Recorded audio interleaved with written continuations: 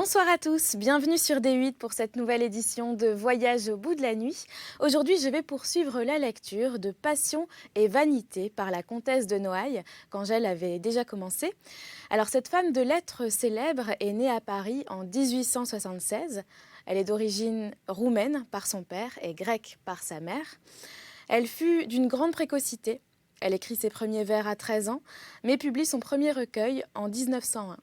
Avec d'autres femmes de l'époque, elle fut à l'origine de ce qui deviendra le prix Femina. Passion et vanité, publié en 1926, regroupe des chroniques écrites pour Vogue. Je vais donc poursuivre cette lecture et n'hésitez pas à réagir sur les réseaux sociaux avec le hashtag VBN. Merci beaucoup.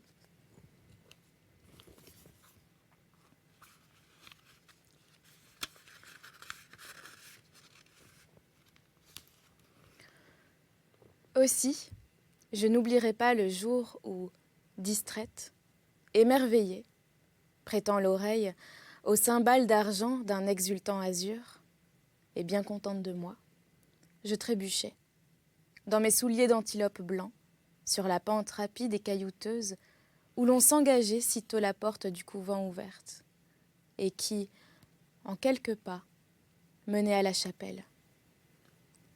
Sur cette abrupte allée, je tombais donc. Jamais en aucune occasion, où j'étais en défaut, on eût pu me faire croire que le monde entier ne me voyait pas. Mon cœur bondissant et ne connaissant pas de limite, communiquait avec l'univers. Et je croyais à la réversibilité de ce prodigieux mirage. Ce matin-là, les fidèles vêtus avec recherche arrivaient en rang pressé et ma faiblesse était évidente. Leur regard s'en assurait. Je pouvais à peine me relever. Le pied endolori, je marchais avec difficulté vers l'église. L'orgueil si nécessaire à l'amour et au plaisir, et qui, dès l'enfance, mène au fond des êtres sa tragédie éternelle, m'avait abandonnée.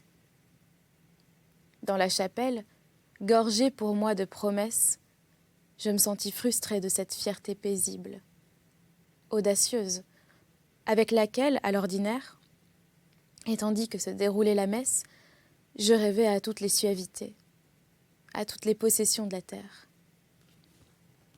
Indicible rêverie brûlante, qui, comme autant d'équateurs traversant en tous sens le globe, me transperciez de 1000 flèches torrides. Vous par qui j'ai régné sur le monde, en suffoquant d'extase solitaire, par qui j'ai été comme un jeune tyran qui veut gouverner les peuples pour les combler de bienfaits, et pleurer ensuite, aux pieds de ses propres esclaves, du regret de n'avoir pu leur donner plus encore. Ô rêverie, c'est à vous que je dois de m'être destinée au langage de la poésie.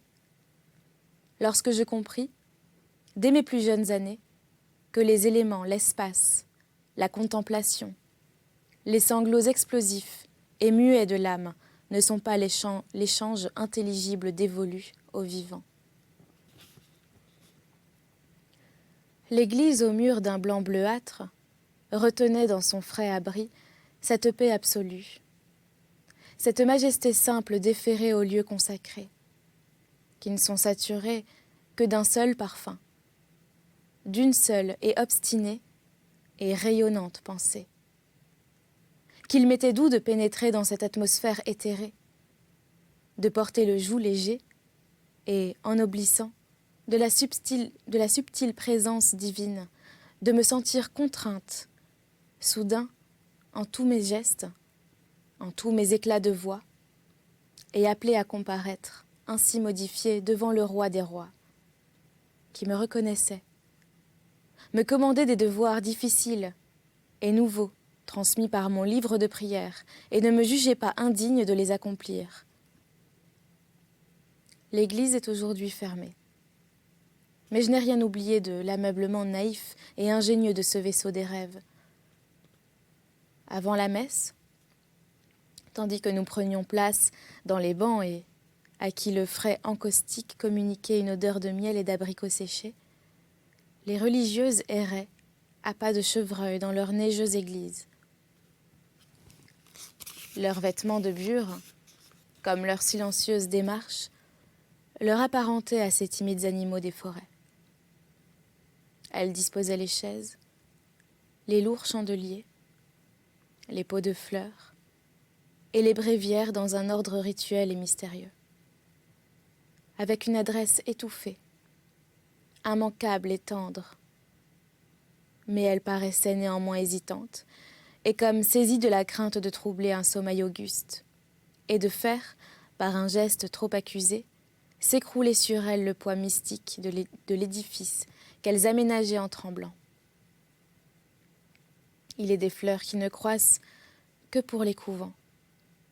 Fleurs prédestinées qui ont la vocation de l'autel et renoncent aux abeilles pour écouter le léger bourdonnement que fait la voix de l'enfant de cœur. Je n'ai vu ni les campagnes, ni dans les jardins, observés par moi avec tant d'amour, mais seulement chez les religieuses Clarisses, ces hautes quenouilles de pétales bleus, cierges d'azur vivants qui s'élançaient au pied des statues de Sainte Colette et de Sainte Claire. Ah, que ces statues innocentes, violentes m'étaient chères. Excès des visages religieux, ascension de l'âme, transport des regards, combien déjà vous me plaisiez. Si, comme dit Goutte, le meilleur de l'homme est l'émotion, le tremblement, avec quel respect ne devons-nous point considérer ces créatures frappées de la foudre, saisies et maintenues dans un état de commotion sacrée, et que revêt le déploiement dramatique des plus passionnées facultés de l'être. Ainsi, autour d'une humble église de petite ville, située au bord d'un rivage, la vie humaine se déroule. C'est, selon les saisons, l'odeur des foins, des vendanges, du bois scié, du laitage, du fumier même. Les pauvres travaux assidus des paysans, ou bien les amusements frivoles des voyageurs qui assaillent pendant les mois étincelants une petite cité aux belles fontaines, recouvrent de leur tristesse ou de leur joie légère les rues gracieuses et les campagnes. Mais qu'on approche de l'église, qu'on pousse la porte, et voici qu'éclate, permanente, et dans le silence, la tragédie de l'amour indompté. Un autel, un crucifix, du sang, des larmes, un Dieu qui meurt. Des visages peints, frappés de la foudre, des yeux élancés, des cœurs qui se rompent sous des mains qui les compriment. C'est une immense fuite de la vie, arrêtée et fixée dans le moment de son sublime départ. Nul n'a un plus grand amour, dit l'Écriture, que de donner sa vie pour son ami. Ici, l'on aimait et l'on mourait. Cet attrait palpitant de l'adolescence pour la douleur, sommet où le plaisir a son achèvement et se fait porter par l'indicible ivresse au-dessus du trépas, qui plus que moi l'aura jamais connu? Donc, petite fille, pendant le service divin, je regardais longuement, à travers les fusées de fleurs bleues, les statues de Sainte Colette et de Sainte Claire. Je me tourmentais du désir de savoir laquelle de ces deux saintes, en leur sombre peinture marron, le pur visage rose levé vers la nef, le cœur visible et transverbéré, laquelle des deux était la première, la plus estimée, la plus méritante, la plus aimée de Dieu. Je voulais le savoir pour plaindre l'autre, pour compatir à l'infortune de son rôle secondaire, pour la dédommager, par ma tendresse et ma confiance, de cette situation diminuée que je jugeais, dans ma fierté, difficilement acceptable. Un oratoire était consacré à saint François de Sales, mais cette statue-là était d'un paisible aspect. L'archevêque de Genève ne me plaisait pas. Son visage à barbe carrée, son regard d'un bleu sec, son surplis de broderie, tel enfin que le représentait l'imagier, ne retenait pas mon cœur. Cette fois-ci, le peintre nous séparait. À la fin de la messe, au moment où, peut-être, ma turbulence contenue d'enfant eût pu commencer à se lasser du divin climat de l'église, éclatait le chant charmant et psalmodié des religieuses agenouillées dans un banc à nos côtés, auquel répondait de derrière un noir grillage lustré qui faisait le fond de la chapelle. Les religieuses, invisibles, vierges cloîtrées que nul ne peut approcher, et dont le mélodieux murmure m'emplissait d'une surprise, d'une révélation sacrée. Ils ne connaîtront point cet émoi.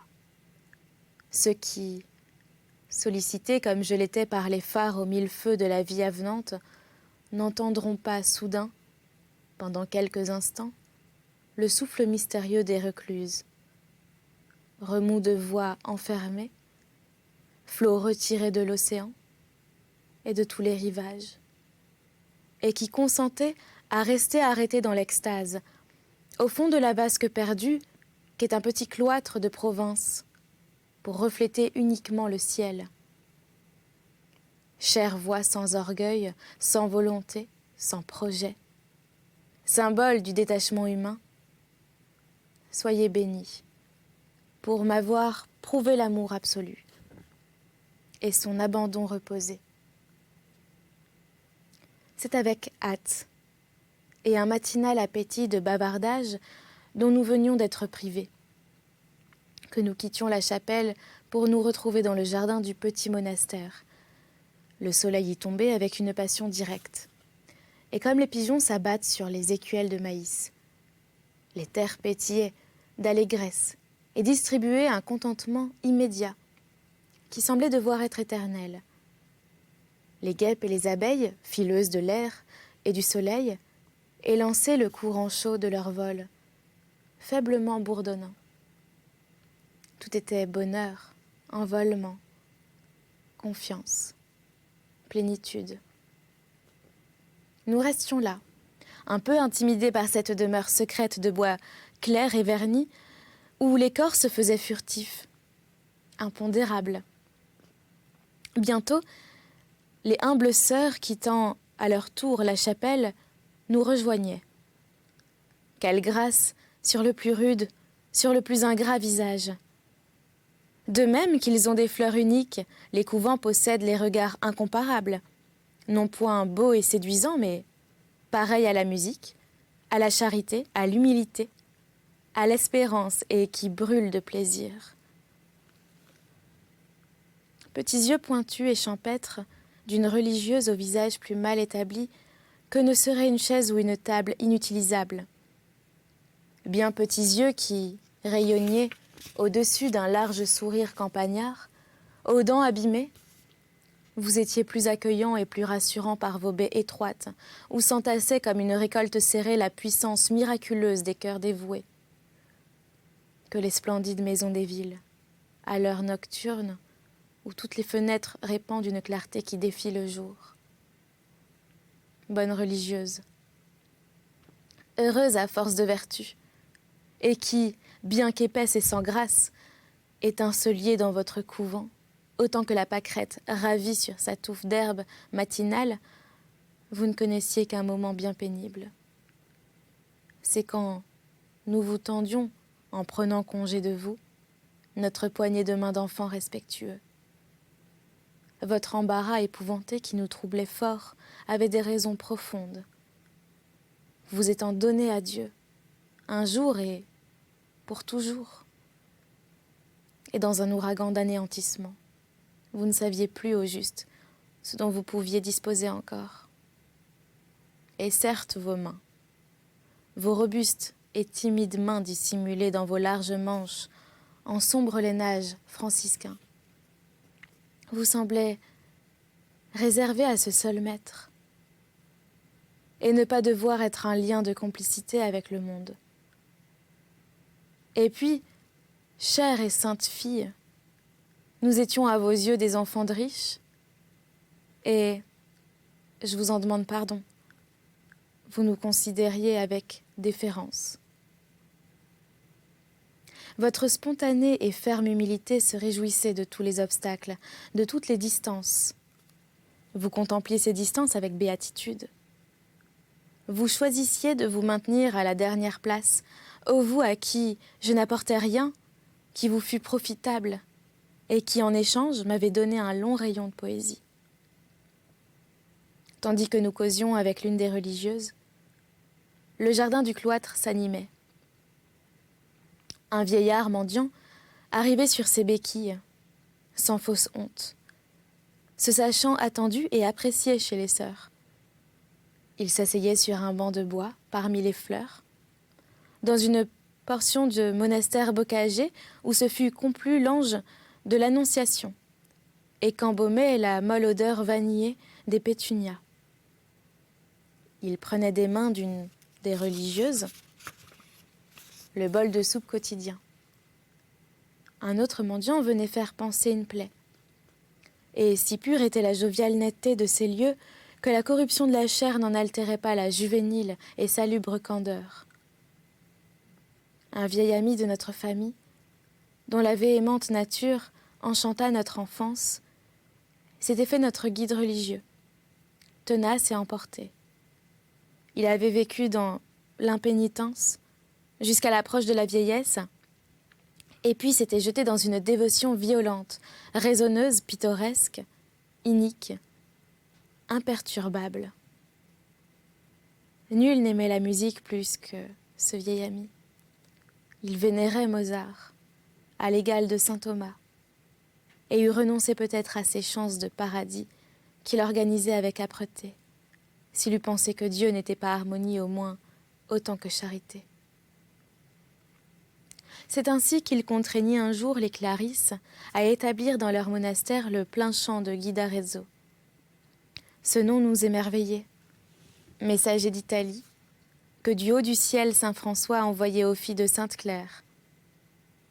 Rien n'était plus touchant que de voir ces douces femmes empressées autour de notre ami, l'écoutant, le craignant, renonçant avec peine à leur modeste cantique romanesque accompagnée par le souffle court de leur petit orgue, mais fières d'être instruites et gourmandées par un monsieur des villes, et se résignant à entonner cette musique unie qui privait leur cœur innocent de sa secrète sensualité. La plus vieille de ces femmes était si transparente que je ne puis la comparer qu'aux pétales macérés que j'ai vus dans de l'eau de fleurs de lys. La plus jeune, au contraire, avait la teinte excessive de la rouge calcéolaire. Sa timidité lui faisait à jamais un masque écarlate. Dans le paradis même, elle lui choisit d'être la servante de Marthe, qui fut la servante de Marie. Je me risquai un jour à demander à la moins affinée, à la plus sociable d'entre elles, comment elle supportait les monotones travaux de sa vie. « Eh bien, me répondit-elle avec un grand rire modeste, on pense au ciel. » Donc, ces humbles femmes, groupées sur un radieux rivage dont elles ne recevaient que la bleuâtre buée et la rumeur amortie, pensaient au ciel. Hier, en visitant leur couvent, désormais abandonné, je me suis répété ces mots. Là, des cœurs appliqués, simples, éblouis, pensaient au ciel. Ni les astronomes, dont le regard déchiffre l'arithmétique étourdissante des nuits, et dont l'âme écoute ce chant des sphères dont parle Pythagore, ni les poètes, qui, dans leur solitude anxieuse ou sereine, ont fait de l'étendue leur compagne secrète, n'ont connu un tel exclusif amour du ciel. Je suis restée à rêver dans ce désordre des fleurs et des bâtiments, l'aimable allée brusque et caillouteuse que le mendiant infirme parcourait dignement, l'allée où, jeune fille, Je suis tombée avec une confusion que l'amour-propre rendit extrême, est envahie à présent par les branches des aubépines, des cytises, des lilas, des épais magnolias, au feuillage vernissé, qui n'ont plus leur faste ciselée, mais, faute de soin, retournent à la barbarie. Les fleurs pourpres des marronniers jonchent le sol. Parure inutile, grain de grenade moelleux qui pourrissent à terre. Le petit cloître qui borde le jardin est fermé. Des enfants pauvres, aux pas encore mal assurés, essaient tout seuls, avec la morne gravité si poignante des petits indigents. Leur premier jeu, dans ce silence qui regrette et pleure des âmes. Les cloîtres fermés sont des tombeaux sans mort, autour de qui voltigent de légers reproches, semblables au vol désemparé et au long cri d'adieu des hirondelles. Je pense à vous, innocente congrégation rêveuse, pour qui le mot ciel avait une signification précise, impossible pour nous, mais toujours désirée. Je m'approche de la chapelle, mon cœur se serre. L'escalier de granit, la porte close, sont encombrés de vils objets. Parmi ce désordre, je vois les débris d'un berceau d'osier, petit lit de paysan qui se dénate, usé par le soleil et les pluies. Les splendides glycines, tout imbues d'elles-mêmes, semblent repliées sur leur propre parfum et rêvent à l'écart du monde. Mes mains voudraient déblayer d'abord et puis forcer la porte barrée de la chapelle pour me permettre de goûter une fois encore à l'eau aérienne de ces puits de songe et d'amour. Mais personne n'entre plus dans l'église désaffectée. Quoi ? Je suis séparée ainsi de ma jeunesse, séparée de la jeune fille que j'étais et que j'allais revoir là sur le prie-dieu de bois et de rouge velours où, tantôt distraite, tantôt absorbée, elle posséda la seule part de sa destinée qui ne fut point déchirante. Ce n'est que du dehors que je puis contempler les vitraux bleuâtres et violacés, ce mensonge béni qui colorait l'air intérieur de la chapelle de la teinte des golfes, et me plonger vivante dans le même azur sombre qu'habitent les récifs de corail. Les pertes orgueilleuses et la méduse rose, fleurs écumeuses et spasmodiques des mers. Et elles, où sont-elles allées ? Ces recluses et demi-recluses qui pensaient au ciel. L'idée fixe et céleste semblait être piquée sous leur front, comme les lucioles dans la prairie du soir. Humbles lampes naturelles, elles prenaient leur place parmi ceux qui brillent et méditent entre les phalènes et les astres. Hormis la candide beauté du monde, que tout est soudain triste ici. Je me retire. Je m'assieds sur le coin d'un banc demeuré là. Je rêve à ce que fut la vie. J'ai voulu toute chose ici-bas et si je songe, je m'aperçois que je n'ai rien voulu, qui ne fût le ciel. Et lequel d'entre nous, parmi les humains enflammés d'une digne et douloureuse ambition, a cherché quelque chose d'absolu, de profond, de durable qui ne soit pas le ciel. Le ciel non point comme l'entendaient ces simples femmes en prière, ni comme l'entendent les croyants et les prêtres, mais ce ciel qui est le rêve et l'infini, qui a pénétré le désir des hommes, qui les sollicite par l'orgueil, la passion, le courage, la pitié. Le besoin d'éternité est le spectacle de la mort. Ce ciel qui ne nous laisse plus de repos en ce qui concerne la possession des trésors de la vie.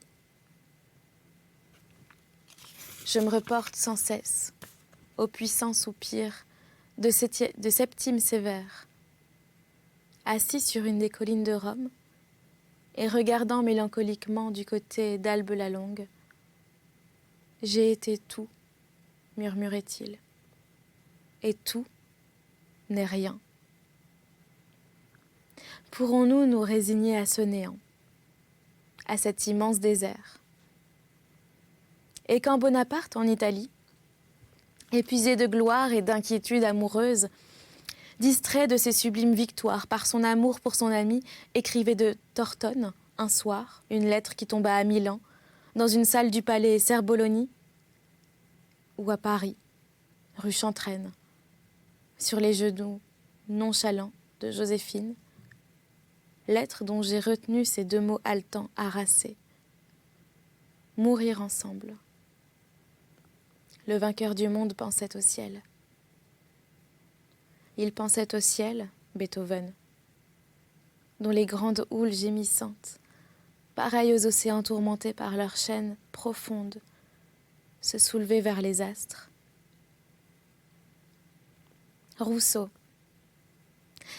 qui fuyait les villes pour s'élever, le cœur contracté d'amertume, vers les campagnes neigeuses où fleurissent la gentiane bleue et le frais arnica. Il pensait au ciel. Tous ceux qui, exaltés ou déçus, nous ont laissé le témoignage de leur terrestre exil. Et quand, entre deux êtres qui se sont aimés, tout est passé, brisé. Quand les époux, les amants ont vu s'évanouir les suaves illusions qu'ils avaient promis de rendre éternelles, il reste encore entre eux un lien indéfinissable, qu'aucune combinaison humaine ne pourrait plus renouer ni satisfaire, mais dont l'âme a bien la connaissance. Lien puissant, saturé de mélancolie, d'espérance sans but et sans moyen, mais qui ne se lasse pas, et que j'appellerais le ciel. Mai 1913. Et c'est la fin de ce roman. J'espère que vous l'avez apprécié. N'hésitez pas à réagir sur les réseaux sociaux avec le hashtag VBN. Voilà, je vous souhaite une très bonne nuit ou une très bonne journée et je vous dis à très bientôt sur D8.